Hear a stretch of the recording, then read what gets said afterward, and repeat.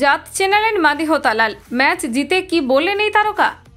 জয় দিয়ে মরশুম শুরু করলো ইমাম ইস্ট বেঙ্গল। সোমবার সল্টলেকের যুব ভারতী ক্রীড়াঙ্গনে ইন্ডিয়ান এয়ারফোর্স দলের বিপক্ষে বড় ব্যবধানে জয় ছিনিয়ে নিয়েছে দল।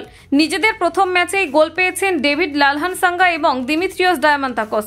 এছাড়াও দুরন্ত গোল করেন সাউল ক্রেসপো। প্রতিটি ক্ষেত্রেই গুরুত্বপূর্ণ ভূমিকায় থেকেছে মাদিহ তালালের। গোল করানোর পাশাপাশি মাঝমাঠ থেকে বল নিয়ে প্রতিপক্ষের রক্ষণভাগে হানা দিয়েছেন বারংবার, যা অনায়াসেই চাপে ফেলে দিয়েছিল প্রতিপক্ষ দলকে। এই অনবদ্য পারফরমেন্সের দরুন ম্যাচের সেরা নির্বাচিত হন তালাল।